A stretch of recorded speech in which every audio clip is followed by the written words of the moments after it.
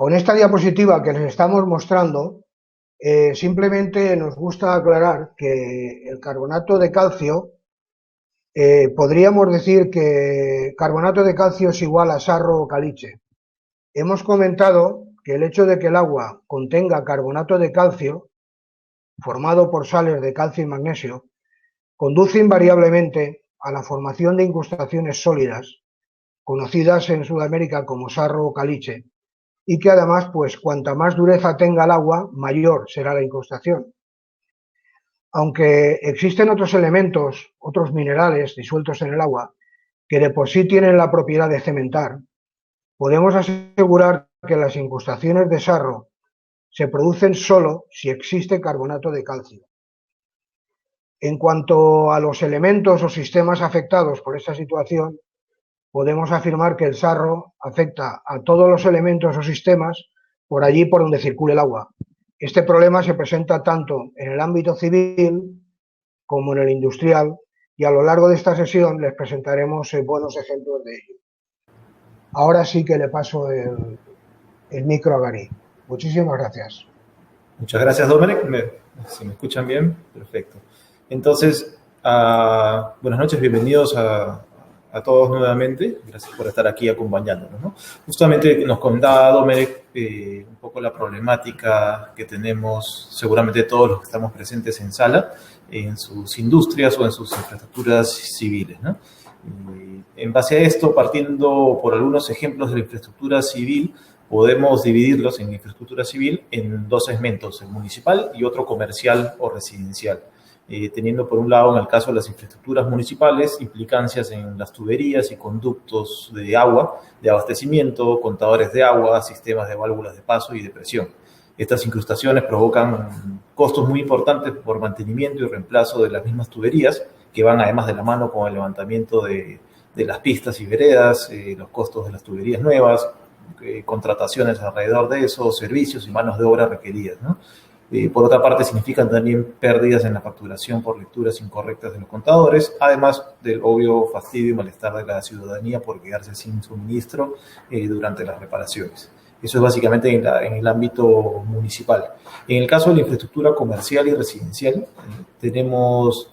el caso de los hospitales, las clínicas, los hoteles, las residencias, las casas, los edificios comerciales y residenciales, condominios, urbanizaciones privadas, polideportivos, centros de esparcimiento, elementos de riego y la verdad un largo etcétera de sitios donde se nos afecta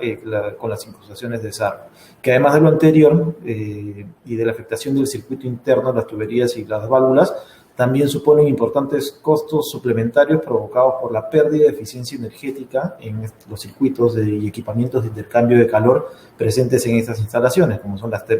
termas eléctricas que todos conocemos, la resistencia, los sistemas de refrigeración, los boilers de las lavadoras, las duchas, etcétera, por lo que se requiere más tiempo y más energía, lo que significa que redunda en más costo, para calentar el agua y para reparar o descartar el equipamiento que lo atiende. Y eso es básicamente la problemática que se nos presenta a todos nosotros en lo que es infraestructura civil. Y en el caso de la problemática del sector industrial, se presenta en un sinfín de industrias que usan agua o fluidos industriales en sus procesos, que es el caso de la gran mayoría de nuestras industrias, que se estima más de un 60% de industrias que de alguna manera requieren trasladar o hacer uso y tratamiento de agua en sus procesos. Es el caso de las industrias agrícolas, las agroindustrias, como el procesamiento de caña de azúcar, papel, cartón y muchas otras industrias de la rama de la agroindustria, donde se presentan obstrucciones en las tuberías de conducción, válvulas electrónicas de paso de agua con bloqueos y reparaciones, hidrantes, trabas en las boquillas de riego. En el caso de las agroindustrias se presentan muchos elementos de intercambiadores de calor con incrustaciones, torres de enfriamiento, tubería con instrucciones que impiden el flujo adecuado o digamos el caudal adecuado de agua que debería estar pasando por ahí o de los fluidos, reduciendo significativamente su velocidad y el caudal como tal, ¿no? Y también tenemos ahí el caso de las calderas de vapor, con ablandamiento químico obligatorio a menos de 10 ppm y posterior vacunación ácida para no afectar el pH en los demás elementos que puede luego haber corrosión, ¿no? En el caso de la extracción petrolífera, en las recuperaciones secundarias, en las plantas embotelladoras, por ejemplo, obstrucción en los circuitos de lavado de botellas, en la minería hay obstrucciones en las bombas de extracción, en el procesamiento de minerales como el oro, el cobre, el potasio, y algunos ejemplos que vamos a ver un poquito más adelante, seguro con detalle de algunos casos. Plantas de lixiviado, en las pesqueras, además de lo que ya he mencionado para el caso de calderas e intercambiadores de calor, también en la fabricación de hielo a bordo para congelar el pescado, ¿no? Entonces ahí se muestran algunas de las imágenes de algunas de las aplicaciones industriales que se ven afectadas por las incrustaciones de sarro que se nos presentan comúnmente. ¿Okay? Y aquí te cedo la palabra a Dominic para que por favor nos ahondes un poquito más en esta problemática industrial. Entre tanto, les podemos compartir una breve encuesta en vivo que la van a poder ir llenando mientras seguimos con la presentación. Bien, yo a nivel de problemática industrial quizá mencionar que precisamente el sector industrial creo que es el más afectado por estas incrustaciones y quizá el problema principal y muy importante sea la pérdida de eficiencia energética en todos aquellos elementos que o bien enfrían o bien calientan líquidos, ¿no? Podríamos hablar, por ejemplo, de termas eléctricas, torres de enfriamiento, podríamos mencionar condensadores evaporativos, resistencias, como he comentado, de calefacción o bien de refrigeración, podríamos hablar de intercambiadores de calor, tubulares, calderos de vapor,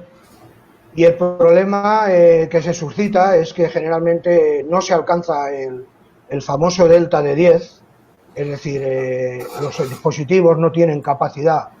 de enfriar, ¿no? El agua, por ejemplo, que viene de proceso puede tener una temperatura de 38 a 40 grados, si es en paita, pues más caliente todavía, y en ocasiones estos sistemas solo rebajan la temperatura a 32 o 34 grados, cuestión insuficiente porque, como comento, el agua retorna al proceso, en teoría, a tener que enfriar partes de nuestro proceso con una temperatura que debería tener, pues quizá 3, 4, 5, 6 grados menos. En el gráfico les mostramos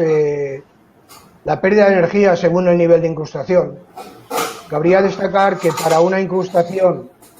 de 5 milímetros, como pueden apreciar, la pérdida de eficiencia energética es de un 27%, lo cual es un dato muy significativo.